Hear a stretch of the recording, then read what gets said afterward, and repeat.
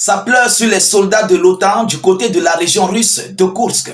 Oui, ils viennent d'échouer une grosse contre-offensive face aux valeureux soldats de Vladimir Poutine.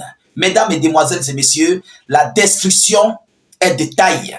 On nous annonce que 3 chars otaniens viennent d'être complètement anéantis. 12 véhicules de combat ont été tous détruits avec des centaines d'hommes ukrainiens autant qui ont été complètement envoyés au repos éternel. Alors, ceux qui suivent souvent mes vidéos, j'avais annoncé que l'Ukraine préparait une contre-offensive qui serait dans 2 directions, la région de Kursk et la région de Bryansk. Je vous avais dit, et ceux-là qui nous suivent, vous pouvez en témoigner, j'avais parlé de ça ici. Aujourd'hui, le 5 janvier 2024, les Russes, les Ukrainiens et Otaniens ont osé aller s'attaquer encore au nid d'abeilles pour prêter main forte à leurs troupes qui sont du côté de cette localité, qui sont déjà engloutis, déjà encerclés par les valeureux hommes de Vladimir Poutine. Mais ça n'a pas menti sur eux. Mesdames et messieurs, les destructions sont de taille. Alors, permettez-moi d'entrer sur les informations officielles pour que vous puissiez mieux comprendre, écouter de vos oreilles. Parce que ce n'est pas moi qui le dis, ce sont les Russes qui annoncent. Et en longueur de journée même d'ailleurs, j'ai fait une vidéo où, selon les attaques que j'ai vues, les attaques combinées, j'ai dit que ça, c'est une contre-offensive qui a été lancée. Et évidemment, je ne m'étais pas trompé, c'est une contre-offensive que les Ukrainiens ont commencé à lancer.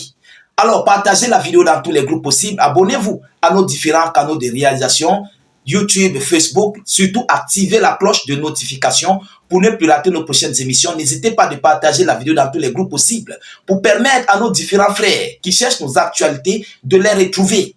Vous comprenez? Parce que grâce au partage, ils verront nos vidéoconférences, ils cherchent comment faire pour nous suivre, mais ils ne parviennent pas en fait. Permettons-leur de nous retrouver, de nous rejoindre sur nos différentes actualités. Mettez suffisamment de commentaires, même si vous n'avez rien à écrire. Mettez salut, état d'urgence en commentaire ou encore vous faites des cœurs, des étoiles. Ça ne dérange pas, c'est gratuit. Vous comprenez? Alors, qu'est-ce qu'on nous annonce du côté russe? Mesdames et messieurs, la situation est très chaude. Contre-offensive avortée de Kiev dans la région de Kursk. Plusieurs chars détruits, complètement anéantis. Mesdames et messieurs, l'aviation et l'artillerie russe ont repoussé une contre-attaque dans la région de Kursk, détruisant 2 chars et un autre du génie. D'autres blindés ont été frappés dans la journée, annonce la défense russe. Aujourd'hui 5 janvier 2025. Mesdames et messieurs, point clé du bilan de la défense russe sur la situation dans la région de Kursk au 5 janvier 2025. Le groupement russe Nord a attaqué 14 brigades ukrainiennes. Le groupement Nord, ils ont attaqué 14 brigades ukrainiennes.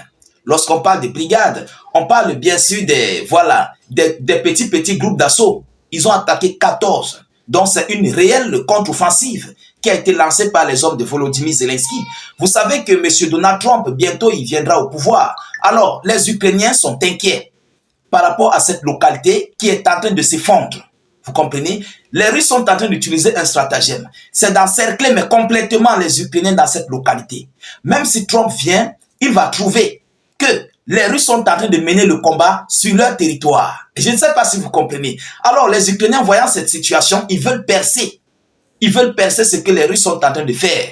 C'est pour ça qu'ils ont lancé cette contre-offensive dans cette localité. Et malheureusement pour eux, ça a tourné au vinaigre. Alors, dans la matinée, Kiev a lancé une contre-attaque. Les Russes appellent ça la contre-attaque. Kiev a lancé une contre-attaque pour tenter d'arrêter l'avancée des troupes russes à l'aide de 2 chars, d'un autre du génie. Donc ça fait au total 3.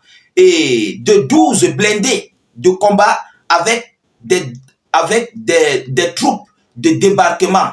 L'artillerie et l'aviation russe ont frappé les 2 chars, celui du génie et 7 véhicules blindés de combat ont été détruits, complètement détruits et anéantis.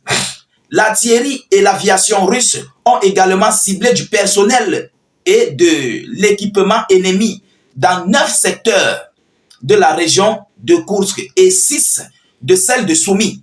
Donc, ils ont frappé à Koursk, ils ont frappé à Soumy. Vous comprenez? Au total, les forces russes ont détruit 4 chars. Ils ont détruit au total 4 chars, 3 véhicules de combat d'infanterie, 4 blindés de transport de troupes, 12 blindés de combat, un char du génie, 20 véhicules et 5 mortiers qui ont été complètement anéantis par les forces armées russes. À la fin de la journée, les pertes ukrainiennes accumulées s'élevaient à 340 militaires que l'Ukraine et ses alliés ont perdu aujourd'hui. 340 militaires. Mesdames et messieurs, j'ai toujours parlé, on a toujours dit, vous et moi, nous avons toujours conseillé à Volodymyr Zelensky qu'il ne pourra pas tenir. Qu'il ne pourra pas tenir.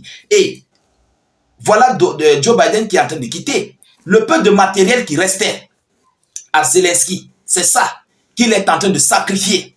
Il veut faire les mains et les pieds, il veut faire des efforts. Il veut montrer au monde, à ses alliés, qu'il est encore capable. Mais c'est impossible. C'est quasiment impossible.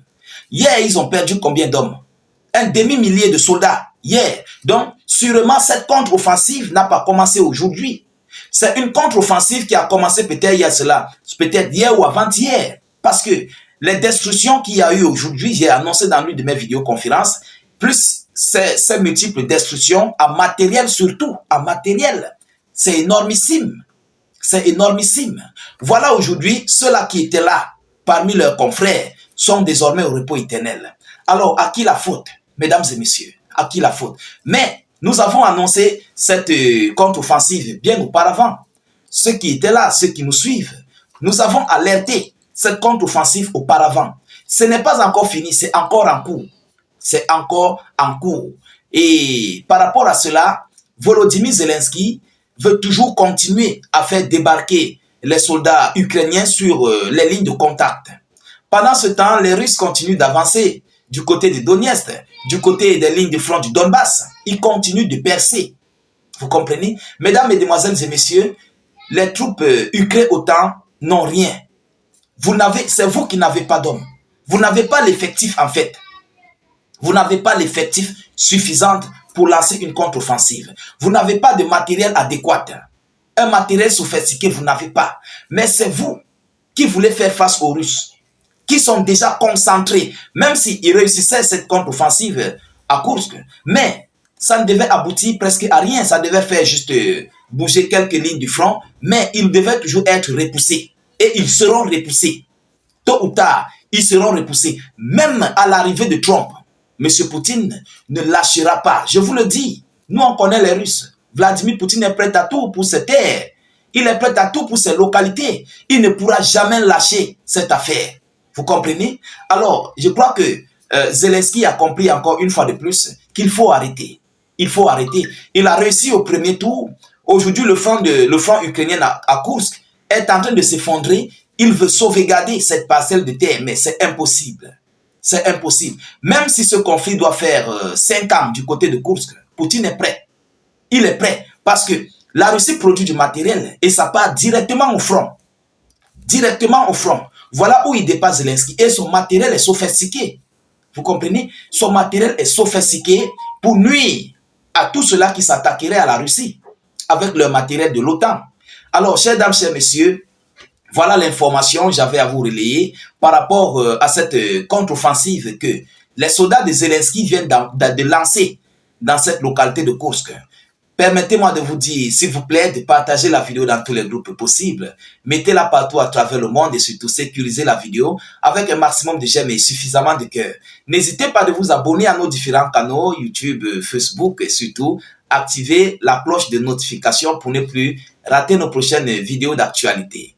Mesdames et messieurs, mettez suffisamment de commentaires. Même si vous n'avez rien à écrire, vous pouvez faire des cœurs, des étoiles, écrire « Salut état d'urgence » en commentaire ou encore « Vive la paix dans le monde ». Ceux qui sont sur notre page Facebook pour nous rejoindre sur YouTube, le lien se trouve dans la description en commentaire. Le tout premier commentaire en dessous de la vidéo, cliquez là-dessus, vous verrez un lien bleu Cliquez sur ce lien bleu, ça va s'ouvrir automatiquement sur notre chaîne de YouTube.